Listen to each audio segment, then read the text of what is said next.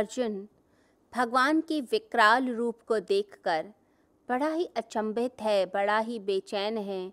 वो देखता है कि जैसे दिए के पास पतंगे एकत्रित होकर उसी की लौ में भस्म होते चले जाते हैं, बिल्कुल ऐसे ही भगवान के सम्मुख सारे योद्धा, सारे मनुष्य जितने हैं वो सब एकत्रित हो रहे हैं और भगवान के मुख में जिसमें से अग्नि निकल रही है उसकी ओर चलते चले जा रहे हैं। भगवान उनका भक्षण करते हैं, उनका आस्वादन लेते हैं। वे समाप्त होते चले जा रहे हैं भगवान के मुख में। अब भगवान का ये रौद्र रूप है, भगवान का ये विकराल रूप है। हम देखते हैं दिए की ज्योति को, तो दिए की ज्योति की तरफ जितने कीड़े हैं, पतंगे हैं, वो अपने आप आकर्षित होते हैं। सारे दिए के आसपास एकत्रित हो जाएंगे, उसके मोह में पड़ जाते हैं, उसकी अट्रैक्शन में पड़ जाते हैं। जैसे जैसे उसके पास आते जाते हैं, जैसे जैसे गर्मी बढ़ती जाती है, उनकी अट्रैक्शन मोह बढ़ता जाता है। उन्हें आभास भी नहीं होता कि वो मृत्यु के मुख में जा रहे हैं। वो अपने आप को रोक भी नहीं पाते और अपने आप सहज रूप से आकर्षित होते हैं। और जैसे जैसे पास आएंगे उनके जो पंख होते हैं वो भी भस्म होने लग जाते हैं। पंख भी भस्म होने लग जाएंगे और साथ ही साथ में धीरे धीरे पतंगे उस दिए की लौ में छलांग मार देते हैं और जैसे ही छलांग मार दी वैसे ही वो भस्म हो जाएंगे, उनकी मृत्यु हो जाती है। एक पतंगे की फेंक देखकर, उसका भविष्य देखने के बाद दूसरे पतंगे को उससे शिक्षा नहीं मिलती। वो फिर वही कृत्य करता है जो पहले ने किया, क्योंकि उसे लगता है शायद उसका भविष्य कुछ और होगा, सुनहरा होगा, जैसे लोगों को लगता है। वो सोचते हैं किसी एक व्यक्ति का बुरा हुआ तो हमारा थोड़ी ना होगा। तो एक पतंगे का भविष्य देखकर दूसरे पतंगे को समझ नहीं आती, वो वैसे ही आकर्षण में फंसता जाता है। तो एक तरह की प्रतिस्पर्धा हो जाती है। तो अर्जुन भगवान श्री कृष्ण से कहता है कि ये हो क्या रहा है, मैं तो समझ ही नहीं पा रहा। ये सब मनुष्य जितने हैं ये तो कंपटीशन करके आपके मृत्यु के मुख की तरफ आ रहे हैं। ये हो क्या रहा है? जितने योद्धा, जितने प्रियजन मेरे पास हैं, जितने लोग मेरे पास हैं, वो सब के सब, जितने विद्वान, महापंडित, जितने इंटेलेक्चुअल्स, जितने बड़े बड़े लोग हैं, पूरी साजो सामान के साथ, सजावट के साथ, वो आपके मुख में ही प्रवेश कर रहे हैं। उसे देखकर अचरज हो रहा है कि ये समझ क्यों नहीं पा रहे, ये क्यों नहीं अपने आप को सुधार रहे, क्यों मृत्यु की तरफ ये जा रहे हैं। विकराल है ये रूप परमात्मा का, उग्र रूप जो तपाता है, भस्म करता है। तो अर्जुन भगवान से कहता है कि मेरा मन मानने को नहीं होता, ये आप ही हैं। ये उग्र रूप वाला कौन है? हे परमेश्वर, मेरा मन नहीं करता कि ये आप हैं, मैं नहीं मान पा रहा। तो भगवान से कहता है कि परमात्मा, मैं आपको नमस्कार करता हूँ, मैं प्रार्थना करता हूँ कि आप मुझ पर प्रसन्न हो जाइए, आप खुश हो जाइए परमात्मा। तो अंदर से एक बेचैनी, अंदर से एक तनाव उसके अंदर आ गया, क्योंकि उसे घबराहट हो रही है उस रौद्र रूप को देखकर।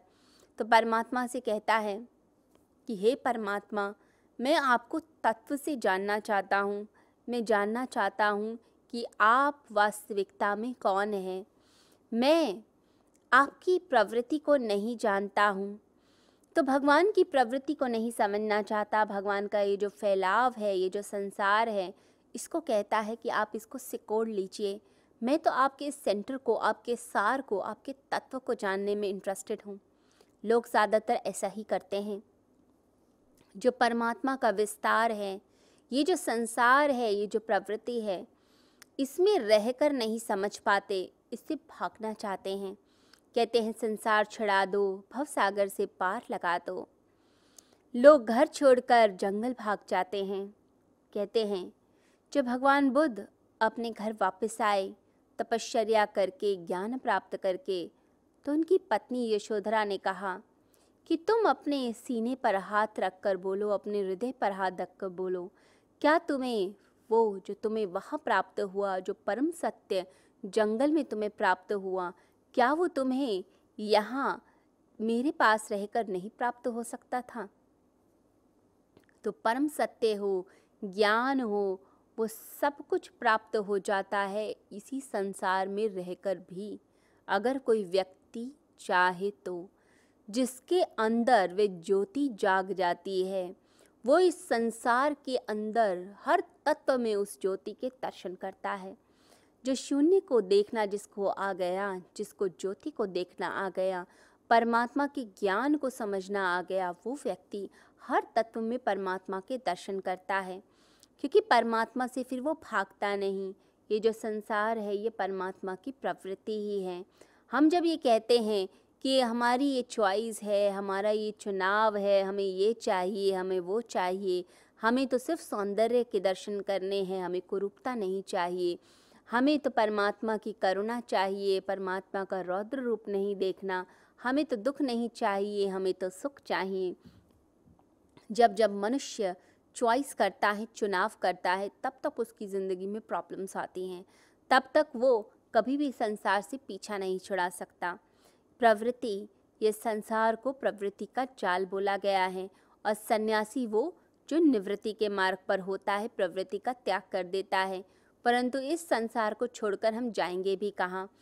कहीं भी चले जाइए, बाज़ार में चले जाइए, घर पर चले जाइए, जंगल में चले जाइए, हर जगह वही जाल आपको दिखाई देगा। हर जगह प्रवृत्ति है, हर जगह संसार है।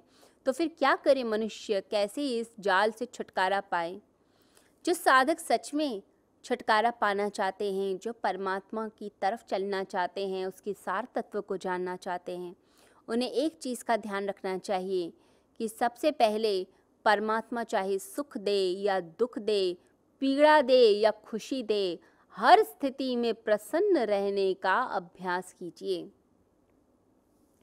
जब हम हर स्थिति में प्रसन्न रहते हैं, हम खुश रहते हैं, हम हमेशा हैप्पी मोड में रहते हैं, जब हम सोचते हैं कि परमात्मा की मर्ज़ी, वो चाहे सुख में रखे या दुख में, जब हमारे अंदर कोई चॉइस नहीं रहती, कोई चुनाव नहीं रहता, तो ये समझ लीजिए तब हम परमात्मा के प्यारे बन जाते हैं।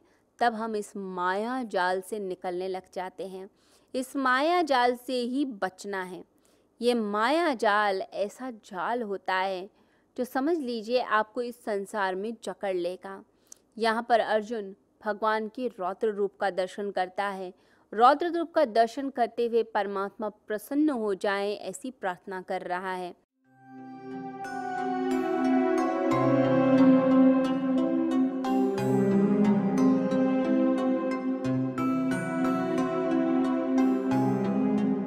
सभी मंत्र दीक्षा लेने वाले प्रेमी भक्तों के लिए, गुरु भक्तों के लिए मैं यह आवश्यक सूचना आप लोगों को देना चाहता हूँ। गुरु पूर्णिमा का पावन अवसर है। आप सभी अपने जीवन में जिन जिन भी प्रकार की परेशानियों से, दुख से, दिक्कतों से, संकट से गुजरे होंगे, यह आपका सौभाग्य बनते हुए, सफलता बनते हुए रुकी होगी। कहीं ना कहीं कोई ना कोई नियम में उल्लंघन जरूर हुआ है, कहीं कृपा की कमी रह गई है, पितरों के आशीर्वाद की कमी रहेगी, देवताओं के आशीर्वाद की कमी रहेगी, प्रभु कृपा से हम कहीं ना कहीं वंचित रह गए। फिर से हमें एक बार क्षमा याचना करने के साथ साथ दोबारा अपने आप को परमात्मा से जोड़ने की आवश्यकता है, अपनी मंत्र शक्ति को जगाने की आवश्यकता है। मुझे जो इन दिनों साधना में बैठ कर के अनुभूति हुई है, उसके आधार पर ही मुझे ये निर्देश मिला कि मैं आपको ये विधि सिखाऊं, फिर से आपको जागृत करूं। इसलिए मैं आमंत्रण करता हूं आप सभी को, गुरु पूर्णिमा के अवसर पर ये जो कुछ ही दिन की तो योजना है, एक एक घंटे का समय आप हर दिन मुझे देंगे, और उसका परिणाम ये होगा कि आपके जीवन में एक बहुत बड़ा रूपांतरण घटेगा, जिस पर आप देखोगे एक सुरक्षा कवच आपकी ज़िंदगी के साथ जुड़ जाएगा। आप अपने आप को पहले से बेहतर अनुभव करोगे। बस समय निकालिए संकल्प के साथ, और गुरु अगर किसी बात के लिए आपको आग्रह कर रहे हैं तो फिर इस बात को ये समझ लेना चाहिए कि फिर ना लापरवाही और ना बहाना। हम लोग ऑनलाइन घर बैठे इस अनुष्ठान को पूरा कर सकते हैं, इसलिए निवेदन है आप सभी इसके लिए तैयारी कर लीजिए, क्योंकि इसमें शक्तिपात भी होना है। आपके समस्त चक्रों के ऊपर शक्ति और आपके मंत्र को फिर से जागृत करना और आप पर प्रभु की कृपा और बन सके, इस निमंत्रण को स्वीकार कीजिए। और ये मेरा आग्रह है, ये मेरी जिद है आपके लिए कि आपने इसके लिए तैयारी करनी है और सबने बैठना है। मेरी बहुत बहुत शुभकामना आप सबके लिए।